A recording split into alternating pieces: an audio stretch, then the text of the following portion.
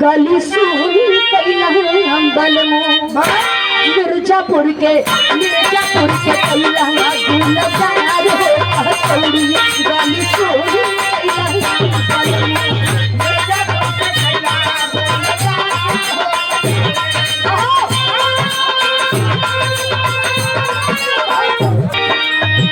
मिर्जापुर के कैला गुलजार हो हथौड़ी गली सुई कैला बलमो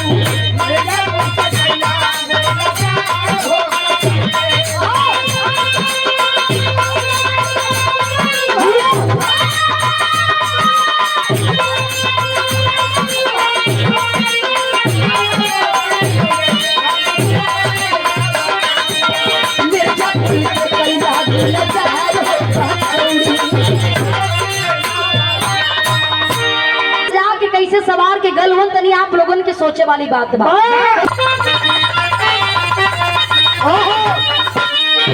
अरे पगिया लगाई गईले हैं बाबूजी, अरे पगिया लगाई गईले हैं बाबूजी, गुलशन में पाँच फूल लगाए हो पगिया लगाई गईले हैं बाबूजी।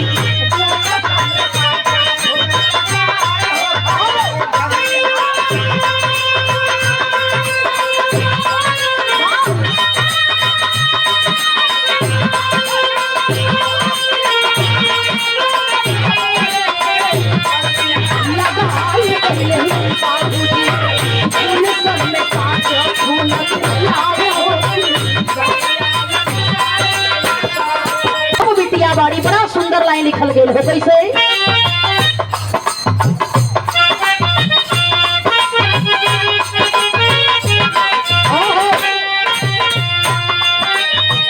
आज हमान का बाबूजी के तेरही में आइल बानी जा, लेकिन एक बात याद रहे कल हमनियों के ऊपर ऐसा समय आई और हमान के भी तेरही में केहू खाए आई बाबू।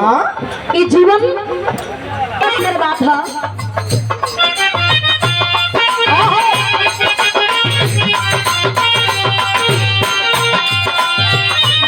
माई बाबू जावन दिहाले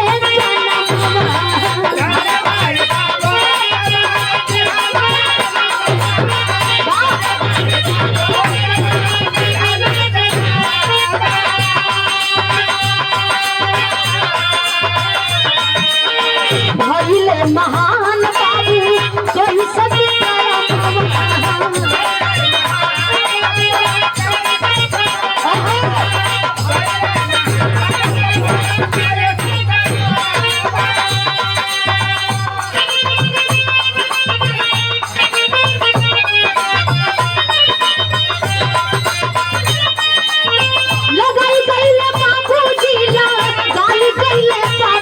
बगिया लगाई गईले हैं बाबूजी, बगिया लगाई गईले हैं बाबूजी, चारों ओर पूरा की हवाएं होती बगिया लगाई गईले हैं बाबूजी।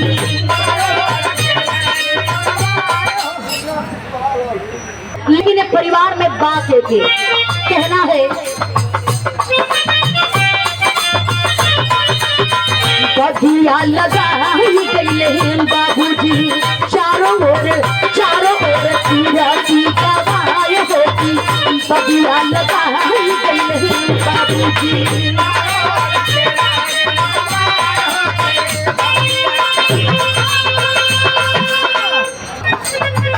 लेकिन दूसरा अंतरा में नाम लिखल गई हो एक परिवार में बाप के कहनाम बाका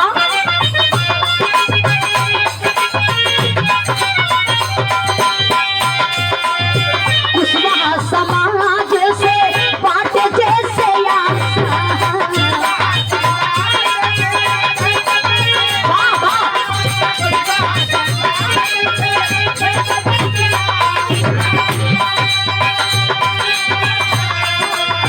बड़ा बेटा कारा मठ जे हो ये दूर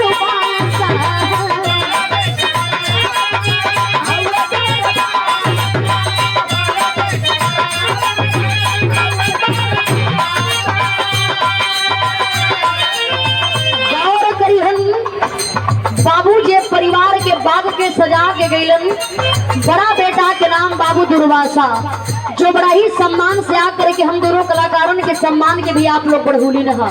देखो आप लोग कहेला बाबू की जेकर जैसा संस्कार रहेला उस सामने देखे के भी मिलेला। बड़ा ही सम्मान से आप दुर्वासा जीजा श्री आकर के सम्मान के बढ़ावत हो। तो कहना है क्या,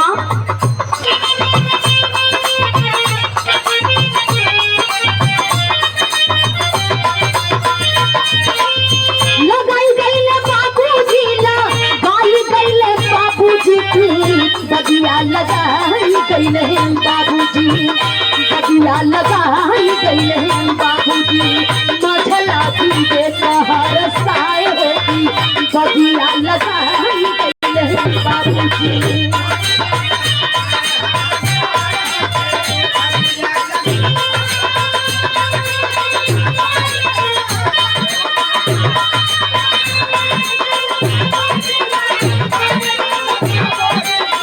बगिया लगाई गई है बाबूजी, मझला पीछे कहर साया होती, बगिया लगाई गई है। बड़ा बेटा का नाम दुर्वासा और छोटे बेटे का नाम विवेक। और हम चाहते कि विवेक जी कहीं भी होकर साहब का दर्शन मिले, काहे से कि बड़े बेटा के दर्शन हो गई, लेकिन जो मझला बेटा बाबूजी के हुन जेकर नाम विवेक बा उनकर भी दर्शन हमनी के मिले, ताकि लोग देखें बाबू कितना संस्कारी के परिवार है, कितना सम्मान मिल रहा है। बारे हमारे बाबूजी कितना प्यार से परिवार के सजा के सवार के गई हो। तो कहना बा कैसे,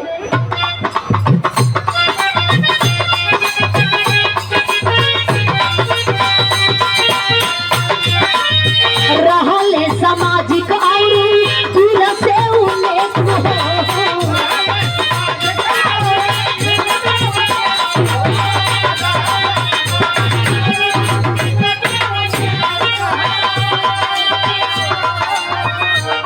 लेकिन बाबूजी के परिवार में और के हो,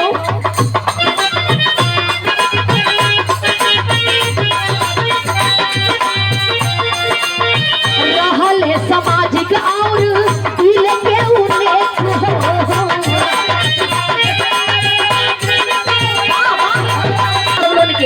स्वागत बा, सम्मान बा, प्रणाम बा बारे चाचा श्री। कितना बढ़िया हम कलाकार आपके भारी हैं, या देखे के मिल रहा बा इतना।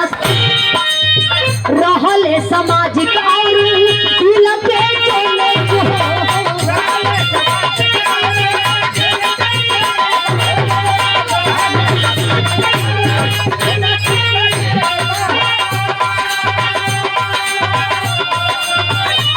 पर छोटा बेटा हमें यहाँ भी सेठ हो।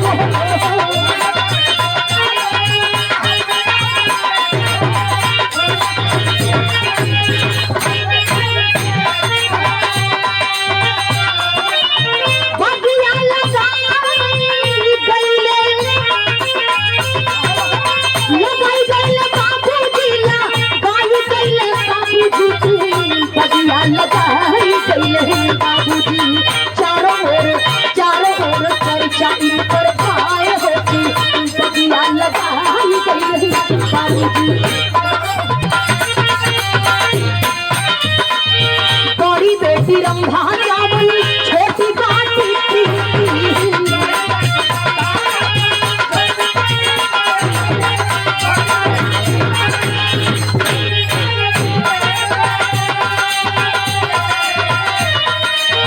संस्कारिक परिवार जैसे राखो सब प्रीति।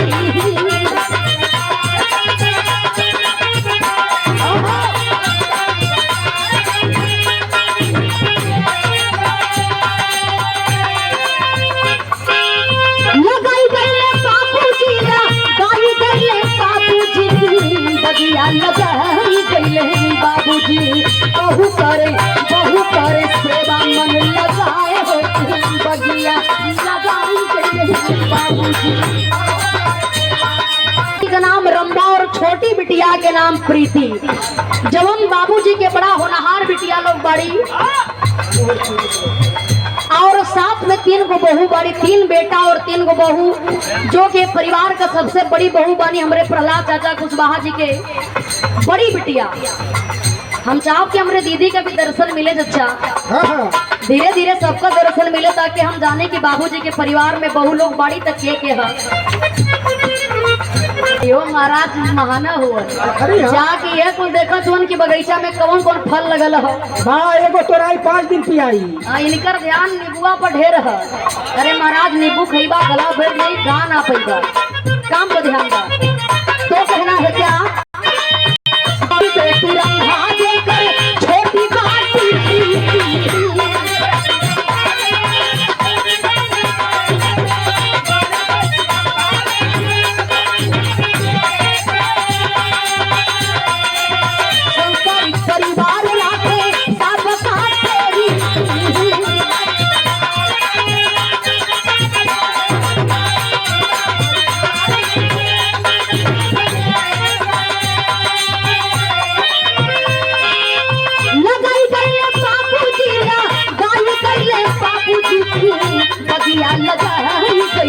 बाबूजी तीनों बहू सेवा कर मन ध्यान होती बगिया